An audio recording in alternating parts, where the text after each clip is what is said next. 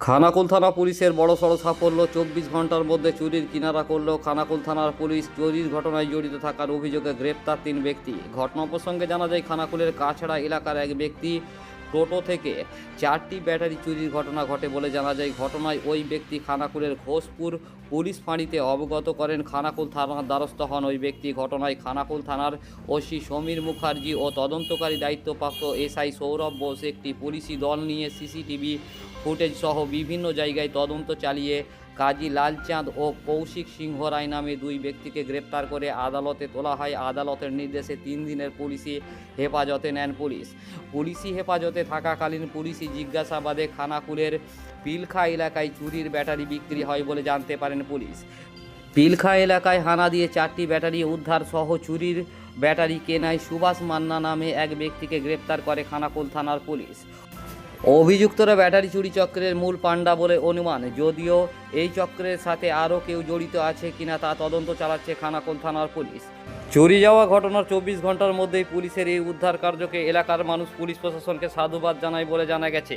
সাংবাদিক বৈঠকের মাধ্যমে ঘটনা প্রসঙ্গে এদিন আরামবাগ মহকুমা পুলিশ আধিকারিক সুপ্রভাত চক্রবর্তী কি বললেন বিস্তারিত শোনাবো। একটি অভিযোগ পাই একজনের কাছ থেকে যে 5 তারিখ সে যখন রাত 8টার সময় বাড়ি ফেরে টোটো নিয়ে, সেই টোটোটা অবভিয়াসলি তার বাড়ির সামনেই রেখেছিল এবং পরের দিন সকালবেলায় সকাল 7টার সময় সে দেখে যে তার ওই টোটোর থেকে 4খানা ইস্টম্যানের ব্যাটারি চুরি গেছে। সঙ্গে সঙ্গে সে আমাদের ঘোষপুর ফাঁড়িতে জানায়। আমাদের ঘোষপুর ফাঁড়ির ইনচার্জ সৌরভবাবুর নেতৃত্বে আমাদের সমীরবাবু দ্রুত তৎপরতার সাথে সাথে 2 জনকে গ্রেপ্তার করে সোর্স ইনফরমেশন অনুযায়ী, গোপন সূত্রে খবর পেয়ে এবং সিসিটিভি ভেরিফাই করে কাজী লালচাঁদ এবং কৌশিক সিংহ রায় এই 2 জনকে অ্যারেস্ট করে এবং তারপর প্রাথমিক জিজ্ঞাসাবাদের পর তাদেরকে আমরা রিমান্ডে নিই। সেইখানে তাদের জবানবন্দি অনুসারে আমরা সুভাষ মান্না, যার বাড়ি খানাকুল থানার পিলখানাতে, তার বাড়ি যায় এবং সেইখান থেকে আমরা সমস্ত ব্যাটারিগুলি উদ্ধার করি। 4খানা ব্যাটারি 24 ঘন্টার মধ্যে, মানে চুরি যাওয়ার 24 ঘন্টার মধ্যে 4টে ব্যাটারি আমরা উদ্ধার করেছি এবং যে 2 জন অভিযুক্ত তাদের আমরা ডিটেলস ক্রিমিনাল ব্যাকগ্রাউন্ডগুলো চেক করেছি এবং তারপরে দেখা গেছে যে তাদের প্রিভিয়াস ক্রাইম রেকর্ডও আছে।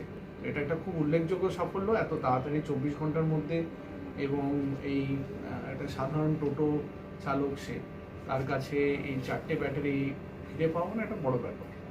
এই ব্যাটারিগুলোর মূল্য আমরা যেটা দেখেছি প্রায় লক্ষাধিক, একদমই তাই। এবং এরা মূল পান্ডা বললেও একটু অত্যুক্তি হচ্ছে না, কেন কি এরা যে তৎপরতার সাথে এবং যে মোডাস অপারেন্ডিতে এরা ওয়ার্কআউট করেছে, এই বিশেষ করে এই টোটোগুলোকে ওরা আইডেন্টিফাই করে নেয় যে কোন টোটোটা অরক্ষিত অবস্থায় আছে, নজরদারি নেই, সেইগুলোকে ওরা টার্গেট করে। এটাও তারই একটা পার্ট। একদমই তাই, একদমই তাই। এবং এরা নিজেরাও বুঝতে পারেনি যে এত তাড়াতাড়ি, মানে আর যে কিনেছিল এদের কাছ থেকে, এরা তো সঙ্গে যে রিসিভার বলি আমরা যাদেরকে, সেই রিসিভারও কাছে গিয়ে আমরা ওই বাড়িতে গিয়ে পেয়েও যাই। রিসিভারকেও আমরা অ্যারেস্ট করেছি, কিন্তু তাকে আমরা রিমান্ডে নিই।